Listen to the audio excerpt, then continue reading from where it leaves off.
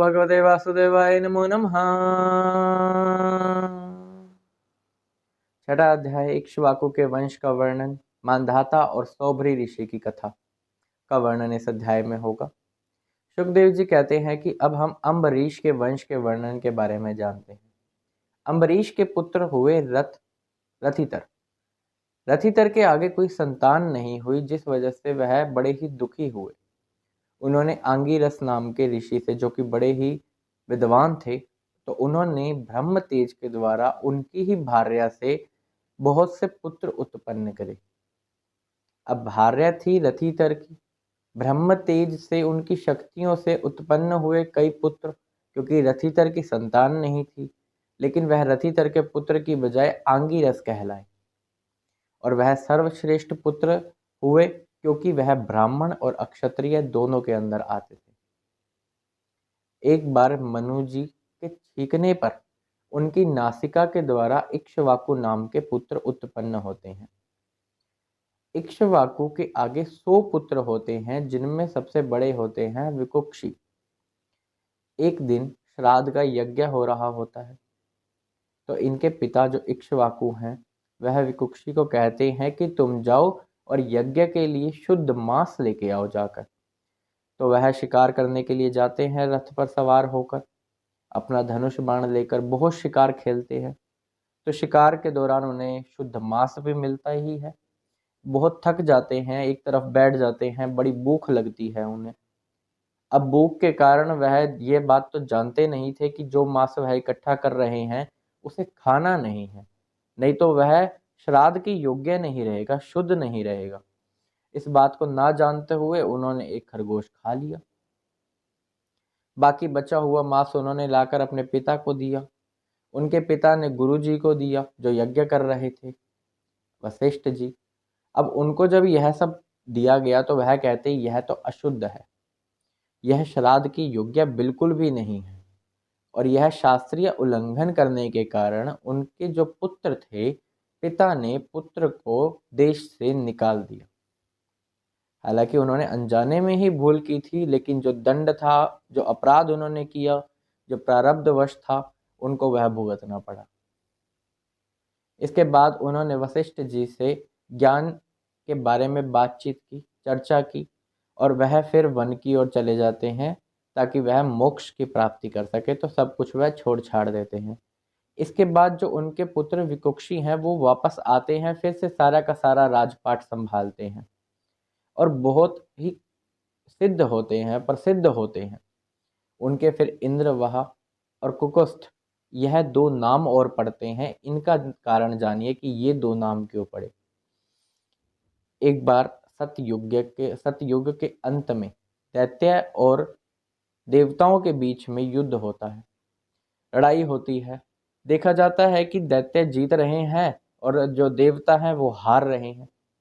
तो वह क्या करते हैं, इनसे मित्रता कर लेते हैं विकुक्षी से।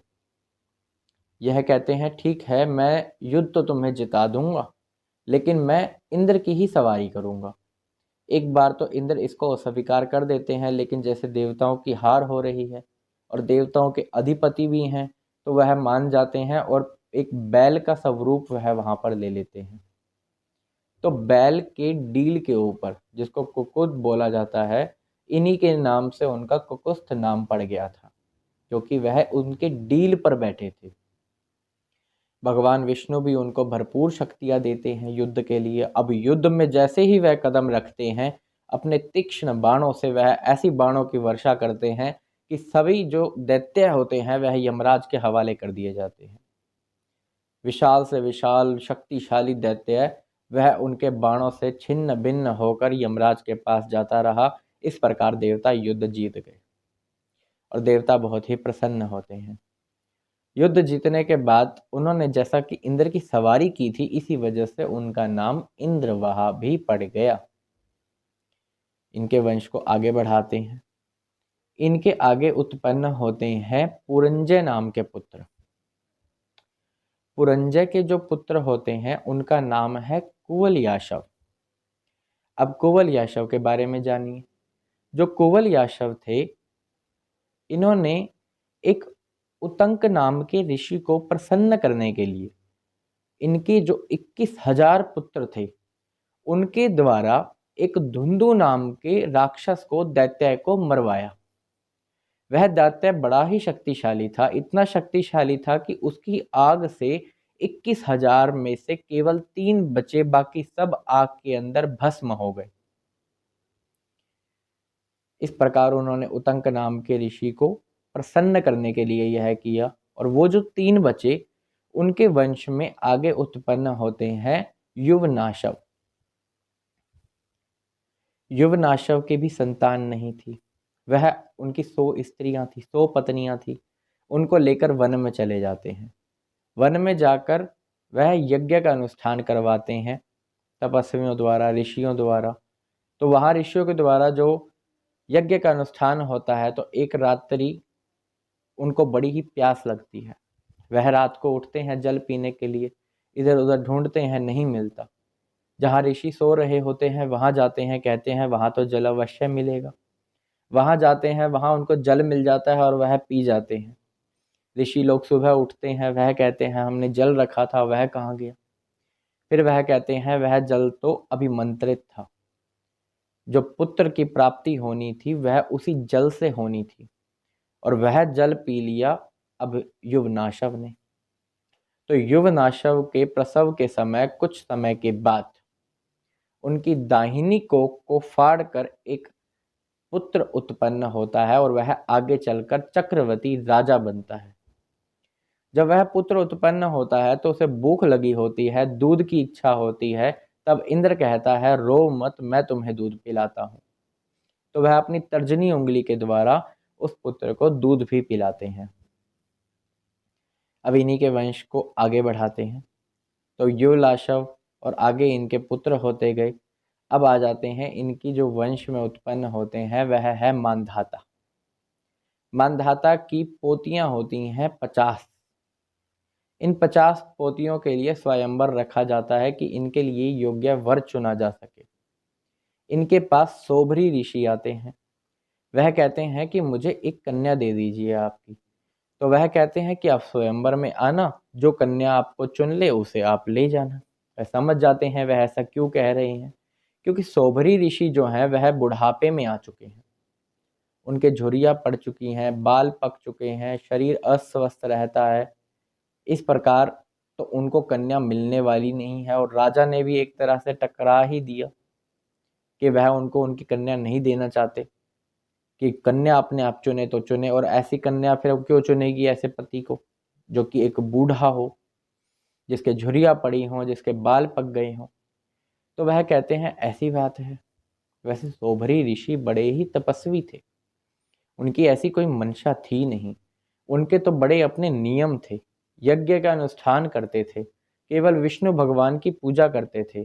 लेकिन एक दिन क्या होता है, स्नान करते समय वह देखते हैं कि एक मत्स्य राज यानी मछली बड़ा ही सुख ले रहा है अपनी पत्नी और बच्चों के साथ। वह कहते हैं मुझे भी इच्छा है, मैं भी शादी करूंगा।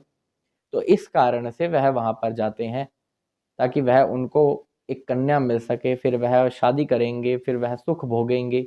मतलब देख कर भटक गए कह सकते हैं। स्वयंवर होता है, वह अपनी शक्तियों के द्वारा, जो सोभरी ऋषि हैं वो इतने सुंदर बन जाते हैं, इतने सुंदर कि वो 50 कन्या तो क्या देवांगनाएं तक उनके ऊपर मोहित हो जाती हैं, इतने सुंदर बन गए थे। अब वही 50 कन्याएं आपस में एक दूसरे से लड़ती हैं कि नहीं ये तुम्हारे योग्य नहीं है, नहीं ये तुम्हारे योग्य नहीं है, इससे तो मैं शादी करूंगी। ऋग्वेदाचार्य सोभरी ऋषि उन 50 की 50 कन्याओं का वर्ण करते हैं, उन सभी का पानी ग्रहण करते हैं और सभी को अपनी स्त्रियां बना लेते हैं, पत्नी बना लेते हैं। बड़े ही भोग भोगते हैं, विषय भोगते हैं, बहुत सी धन दौलत होती है, किसी चीज की कोई कमी नहीं होती। पहले वह अकेले थे, फिर वह 50 के बराबर हुए, और फिर वह 5,000 हुए पुत्रों से। तो इस प्रकार उनका भी वंश एक तरह से बन गया। लेकिन फिर वे एक दिन वह एकांत बैठे होते हैं और स्थिर उनका चित्त होता है, एकाग्र होता है। फिर वह कहते हैं कि मैं तो अपना अधपतन खुद ही लेके आया हूँ। ये मैंने क्या किया, एक मत्स्य राज को देखकर मैं भटक गया, कहाँ मेरे अपने यज्ञ के अनुष्ठान थे, कहाँ मेरे अपने नियम थे। एक मत्स्य राज, एक मछली को देखकर मैं अपने सारे मार्ग से भटक गया। मेरे सारे नियम छूटते गए, मेरी भक्ति पाठ पूजा छूटती गई। जिनके लिए मैंने संन्यास लिया था, योग अपनाया था, और उन्हीं को मैंने छोड़ दिया। उनको बड़ा ही दुख होता है इस बात को लेकर। वह फिर अपना घर जाते हैं, एकांत रहना शुरू कर देते हैं पहले तो, फिर वह संन्यास ले लेते हैं।